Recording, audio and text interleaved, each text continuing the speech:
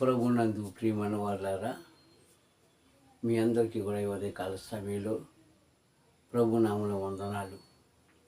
మీ అందరూ కూడా తండ్రి దీవించి ఆశీర్వదించుగాక. ఈ దినవల్ల కూడా మీ యొక్క చేతి పనులను, మీ జీవనోపాధిని, మీ బిడ్డల యొక్క క్షేమమును ఆయన హెచ్చించుగాక. ఆమేన్. ఈ ఉదయకాల సమయంలో తండ్రి మనతో మాట్లాడుతున్న అమూల్యమైన మాటలు మనం నేర్చుకుందాం.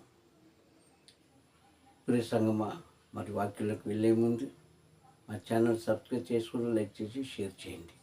అయితే ఈరోజు మాట్లాడుతున్న ఆ మాటను మనం ఒక్కసారి విందాం, నేర్చుకుందాం. ప్రియ సంగమా, మరి మన జీవితంలో ఒక మనిషి బాగా జీవించాలంటే, ఒక మనిషి ఏదన్నా సాధించాలంటే, ఒక మనిషి మంచి పొజిషన్లో ఉండాలంటే మనలో ఉండవలసిన ముఖ్యమైన లక్ష్యం ఏంటో తెలుసా? స్థిరత్వము. అంటే ఏంటి? నిలకడ కలిగి జీవించడం. ఇది మాటకు అర్థం. నిలకడ కలిగి జీవించడం అంత మాత్రమే కాకుండా చెప్పిన మాటను నిలకడగా వినడం. ఈ రెండు కూడా మానవ జీవితంలో చాలా అమూల్యమైనది. ఇది ఎప్పుడైతే మనం కోల్పోతామో ప్రతి సంగమా, మన జీవితంలో కొన్ని పోగొట్టుకుంటాం. కొన్ని వాటి మీద అధికారాన్ని మనం విడిచిపెట్టుకుంటాం. కనుక మానవ జీవితంలో స్థిరత్వము అన్నది చాలా, అది నీకు మేలే కానీ కీడు కాదు. అంటే నిలకడగా జీవించడం ఉన్నా లేకపోయినా, మనం ఏ స్థితిలో ఉన్నా సరే, ఏ పరిస్థితిలో ఉన్నా సరే, మీ జీవితం ఎలాగుందో ఒక్కసారి మనము గమనించుకోవాలి. ఇప్పుడు సహోదరులారా, ఇలాంటి ఒక కుటుంబాన్ని ఈరోజు తండ్రి మనకు పాఠంగా వినిపింపజేస్తున్నాడు, ఒక గుణపాఠంగా మనకు చెప్తున్నాడు. కావున ఈ వాక్యాన్ని చివరి వరకు మీరు వినండి. దయచేసి మధ్యలో ఆపేవద్దు, వాక్యాన్ని డిలీట్ చేయొద్దు. ఒక కుటుంబాన్ని, కొన్ని వందల సంవత్సరాలు జరిగిన ఒక కుటుంబాన్ని మనకి ఈరోజు ఒక సూచనగా, ఒక మాదిరిగా చూపిస్తున్నాడు. వీటిని బట్టైనా మనం మార్చుకుందాం మన జీవితాలను మేలు పొందుకుందాం. ఒక కుటుంబం ఏమిటంటే, అది రూతు గ్రంథంలో రాయబడిన నయోమి గారి యొక్క కుటుంబం. హల్లెలూయా. నయోమి అన్న పేరుకి మాధుర్యమైనది అని అర్థం, అంటే మధురమైనది అని అర్థం. ఈరోజు చాలామంది క్రైస్తువులు అయిన మనం ఆ పేర్లు పెట్టుకుంటాం, మంచి పేరు పెట్టుకుంటాం, కానీ పేరుకు తగ్గ జీవితాన్ని మనం పొందుకోలేకపోతున్నాం. ప్రసంగమా, పేరైతే మంచిదే కానీ హల్లెలూయా.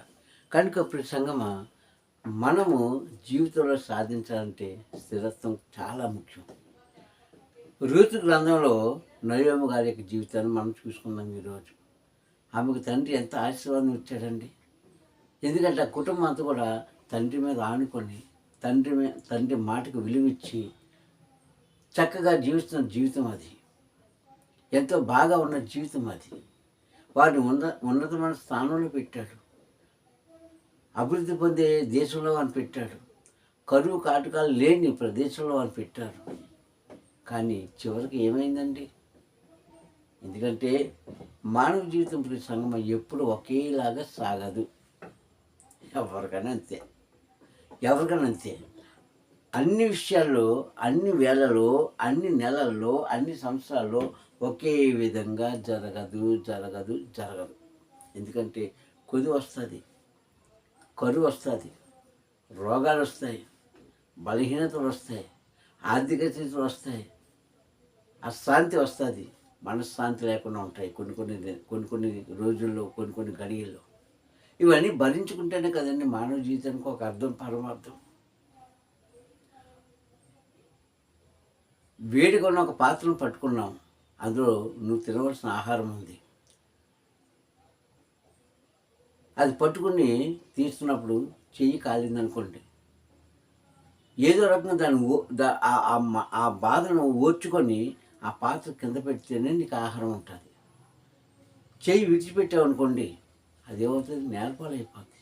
అదేవిధంగా ఎప్పుడు మానవ జీవితానికి సుఖమే ఉండదు, అలాగని ఎప్పుడు కష్టమే ఉండదు. ఇటు సుఖాన్ని అనుభవించాలి, కష్టాన్ని అనుభవించాలి.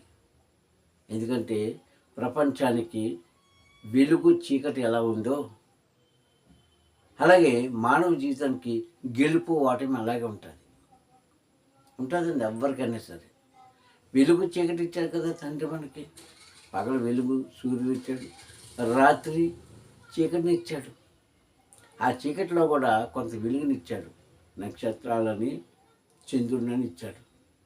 కానీ చంద్రుడైనా నక్షత్రాలైనా సూర్యుడు ఇచ్చినంత వెలుగు అది ఇవ్వలేదు. కానీ పగలే రాత్రి రాత్రి. అలాగే మానవ జీవితంలో ఎప్పుడు సుఖమే కాదండి, అప్పుడప్పుడు కష్టాలు కూడా వస్తాయి. వారిని భరించుకొని వారిని జయించుకొని ముందుకు వెళ్ళిన వాడే ధన్యుడు ధన్యురాలు. కానీ నయోమి ఈ చిన్న సత్యాన్ని గ్రహించుకోలేకపోయింది.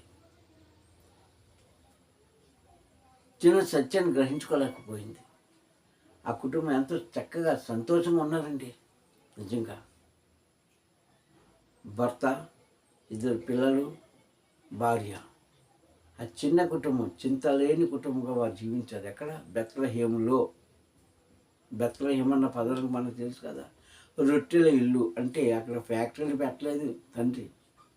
ఏంటి ఆ మాటకు అర్థం? ఆశీర్వదించబడిన ప్రదేశము. ఆయన కన్ను దృష్టి ఏ దేశం మీద ఉంటుందో, ఆయన కన్ను దృష్టి ఏ రాష్ట్ర పల్లె పట్టణాల మీద, ఏ కుటుంబం మీద, ఏ మనిషి మీద ఉంటారో వారు ఆశీర్వదించబడతారు, వారు దీవించబడతారు, వారు రక్షించబడతారు. అలాంటి మంచి దేశమైనటువంటి బెత్లెహేములో వారు కాపురం ఉన్నారు, చక్కగా ఉన్నారండి. ఎన్ని సంవత్సరాలు ఉన్నారో తెలియదు కానీ చక్కటి కాపురం అక్కడ జీవిస్తున్నారు.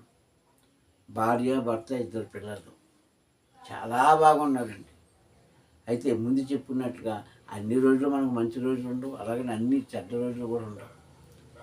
అన్నీ మనకు అనుకూలంగా ఉండవు, కొన్ని అన్నీ మనకి అనుకూలంగా లేకుండా మాత్రం ఉండవు. అటువంటి ఇటు ఉంటాయి.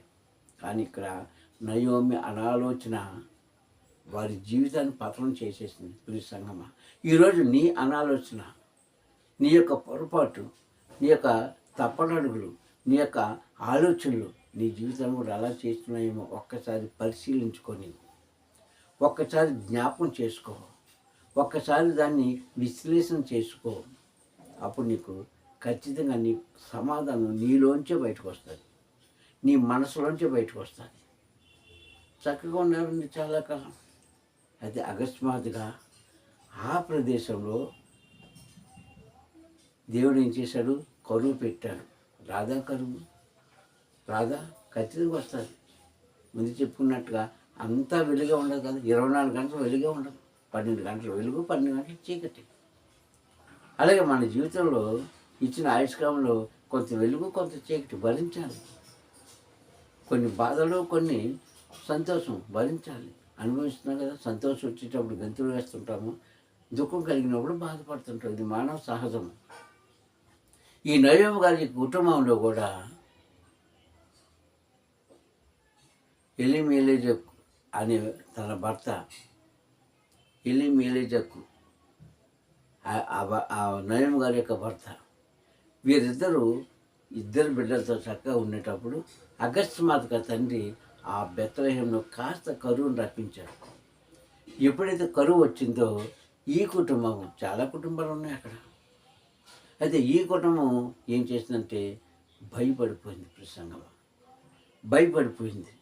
భయపడిపోయి వారు ఆ ప్రదేశాన్ని విడిచిపెట్టి మోయాబు ప్రాంతానికి వెళ్ళిపోయారు. అది దేవుని చేత శపించబడిన దేశం. అది మోయాబు ప్రాంతానికి ఎప్పుడైతే వెళ్ళిపోయారో అక్కడ వారు చాలా లాభం పొందారు కదా.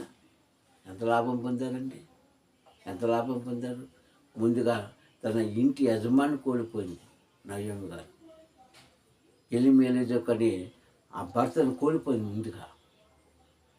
తర్వాత వివాహం చేశారు. వివాహం చేసిన తర్వాత 2 బిడ్డల్ని కోల్పోయింది. ఇక మిగిలింది ఎవరు? 2 కోడళ్ళు, నయోమి.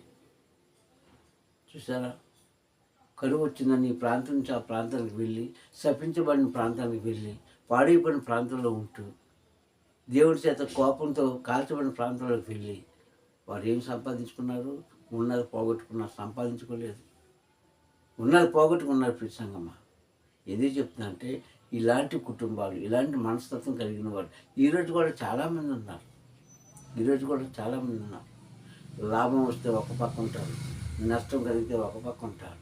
పైగా వాళ్ళు ఏమంటారంటే అంతా మాకే తెలుసు అని మీకేం తెలియదు, అంతా మాకే తెలుసు మీకు తెలియదు అని ఒక మూర్ఖపు భ్రమలో బ్రతికేస్తున్నారండి ఈరోజు జనాంగం.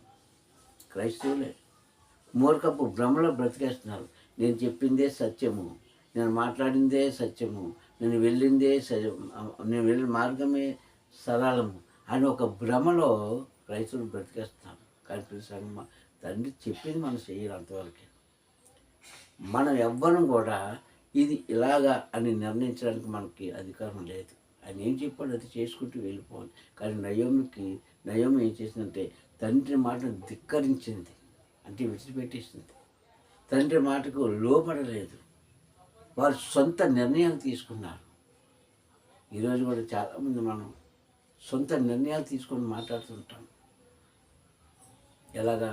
జనాన్ని ఆకర్షించుకోవడానికి, జనంలో మనకు మంచి పేరు సంపాదించుకోవడానికి. తండ్రి చెప్పింది ఒకటైతే మనం చెప్పిన 4 చెప్తాం. ఎందుకు? ఆకర్షణ కలిగిన మాటలు అవి. సంగమా, ఆకర్షుకునే మాటల్లో దైవత్వం ఉండదండి, ఖచ్చితంగా ఉండదు. ఆకర్షపడిన మాటలు లోబడిన వారిలో దైవత్వం వారిలోనే ఉండదు, వీళ్ళలోనే ఉండదు. ఇంకా నీవు తండ్రికి లోబడినట్లుగా ఎక్కడుంది అక్కడ? ఇక నయోమి కుటుంబం లోబడిందా? లోబడలేదు. భర్తను తీసుకొని భార్యను తీసుకొని భర్త, 2 బిడ్డలు తీసుకొని మోయాబు ప్రాంతానికి వెళ్ళి మొట్టమొదటిసారిగా ఆమె కోల్పోయింది. తన ఎలిమెజెక్ అనే తన భర్తను కోల్పోయింది. ఆమె తన ఇంటి యజమాని కోల్పోయింది.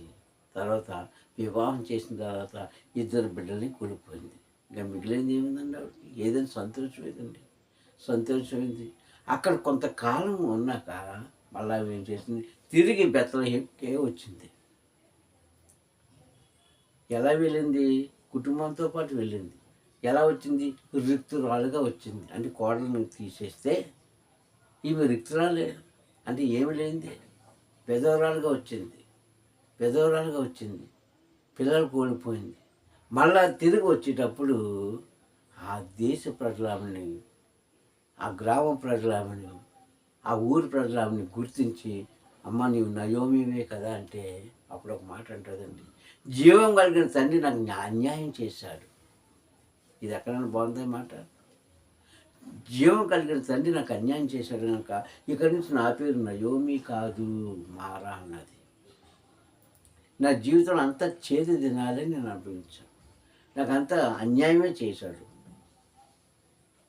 జీవం గల దేవుడు కనుక ఇక నేను మధురమైన దానిని కాదు, నా పేరు చేదు అంటే మారా, కనుక నన్ను అలాగే పిలవండి అన్నది. సంగమా, ఎందుకంటే ఒక కుటుంబం మీద దాన్ని లక్ష్య పెట్టాడు. ఆ కుటుంబము హెచ్చించబడాలని ఆశించాడు, ఆ కుటుంబం దీవించబడాలని ఆశించాడు తప్ప నన్ను మనందరం కూడా నశింపజేయడం ఆయనకి ఏమాత్రం కూడా ఇష్టం లేదు. అయితే కొన్ని దినాలు మేలు, కొన్ని దినాలు కీడు, కొన్ని దినాలు ఆరోగ్యం, కొన్ని దినాలు అనారోగ్యం, కొన్ని దినాలు కడుపు నిండా ఆహారం, కొన్ని దినాలు ఆకలి తప్పదు. భరించాలండి. అంత మాత్రాన మనం ఆయన మాటను ధిక్కరిస్తే ఇదిగో ఇలాంటి ప్రయోజనాలు మనం చూడగలుగుతుంటాం. ఇలాంటి దుస్థితి మనకు ఎదురవుతుంటాం మన జీవితంలో నిజంగా. ఎందుకంటే కేకలు వేస్తూ గంతులు వేస్తూ ఉండేది కాదని క్రైస్తత్వం అంటే అణిగి మణిగి ఉన్నదే క్రైస్తత్వం. ఆయన ఏం చెప్పాడు అది చేయడమే క్రైస్తత్వం. ఆయన ఎక్కడికి వెళ్ళమని అక్కడికి వెళ్ళడమే క్రైస్తత్వం. ఈ యొక్క స్వభావాలన్నీ కూడా మనం విడిచిపెట్టి నష్టపోతే అది మనకే. కష్టపడేది మనమే, నష్టపోయేది మనమే. తండ్రి యొక్క మాట వినకపోతే ఇప్పుడు సంగమా. ఈరోజు చాలామంది అదే మనం కోల్పోతామేమో. జాగ్రత్త ప్రియ సహోదరులారా. నీలో ఏకత్వం లేకపోతే, నీలో దీర్ఘశాంతం లేకపోతే, నీలో ఐక్యత లేకపోతే ఇలాంటివి లోపిస్తుంటాయి. చక్కగా ఉన్నారు, కరువు వచ్చింది, మళ్ళా మళ్ళా నీకు వెలుగు రాదని ఎందుకు అనుకోవాలి? ఈ సంవత్సరం వెలుగులో ఉన్నావు,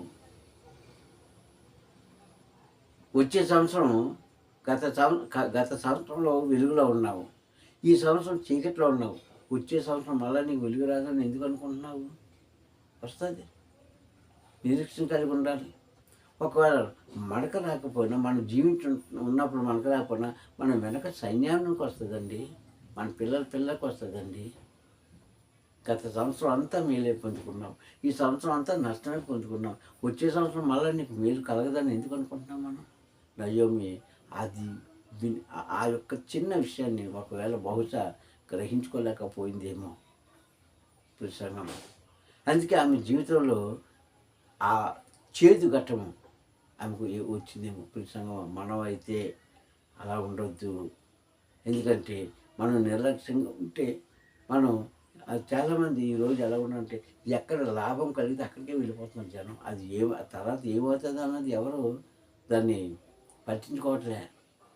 స్థిరత్వం లేని జీవితం ఈరోజు క్రైస్తవులు మనం జీవిస్తున్నాం కనుక బహుశా అది తండ్రికి ఇష్టం లేదేమో, అందుకే నువ్వు కష్టపడుతున్నామేమో. క్రైస్తవుడా, నువ్వు కష్టంలో నుంచి బయటకు రావాలంటే ఆయన ఇష్టంగా మనం జీవిస్తే నీకున్న బలహీనతలన్నీ కూడా రాబో దినాల్లో ఆయన తొలగించేస్తారండి.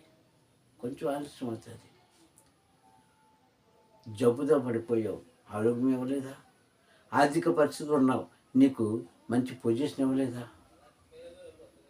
నిన్ను ఎవరు లెక్క చేయకుండా ఉన్నప్పుడు నీకు ఒక స్థానాన్ని ఇవ్వలేదా? ఇంత చేసిన దేవుడు మరి ఇదెందుకు చేయడం అనుకుంటున్నావు? బహుశా ఆ కుటుంబం అలా తలంచలేదేమో. అందుకే బెత్లెహేములో ఉండవలసిన వారు మోయాబు దేశానికి వెళ్ళి ఆశీర్వాదానికి బదులు శాపం పొందుకున్నారు. అలాగ ఉండకూడదనే స్థిరత్వం కలిగిన జీవితము మానవునికి మేలు.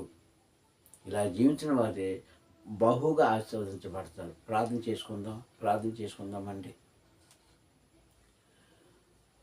మహోన్నతుడ, సర్వాధికారి, నీకు స్తుతులు. ఈ ఉదయకాల సమయంలో నీ వాక్కు ద్వారా మా అందరితో మాట్లాడినందుకు స్తోత్రం. నిజమైన ఆయన, కొన్ని వందల సంవత్సరాల క్రితం తండ్రి ఒక కుటుంబాన్ని మాకు చూపించాం. ఈరోజు కూడా తండ్రి ఇలాంటి కుటుంబాలు చాలా ఉన్నాయి తండ్రి. ఇదిగో వారితో మాట్లాడినందుకు నీకు స్తోత్రం చెల్లిస్తాను తండ్రి. నిజమైన ఆయన, నయోము లాంటి తొందరపాటు కలిగిన నిర్ణయాలు తీసుకోకుండా, అయ్యా తండ్రి భయపడే నిర్ణయాలు తీసుకోకుండా, అయ్యా నీవున్నామని ధైర్యంతో వెళ్తే జయము కలిగిస్తావు నాయన. అది కూడా నీ చిత్తమే కానీ మా చిత్తం కాదు కనుక నయోమి పోగొట్టుకున్న ఆ యొక్క ఆశీర్వాదం తను మేము పోగొట్టుకోకుండానట్లు నీ కృపాన్ని గురించి ఆశీర్వదించమని, నీ కృపను మమ్మల్ని నింపి నడిపించమని యువతని వాక్యం నింపడంలో కూడా ఆలోచన కలిగించి అయ్యా వారి జీవితాలు సరి చేసుకోవడానికి నీవే వారితో మాట్లాడి మహిమ ప్రభావం పొందుకోమని మా ప్రియ రక్షకుడైన క్రీస్తు నామములో ప్రార్థన సమర్పించుకుంటున్నాను పరమ తండ్రి. హల్లెలూయా, హల్లెలూయా, హల్లెలూయా. మీ అందరికీ కూడా వందనాలు. తండ్రి మిమ్మల్ని దీవించి ఆశీర్వదించుగాక. Praise the lord, praise the lord.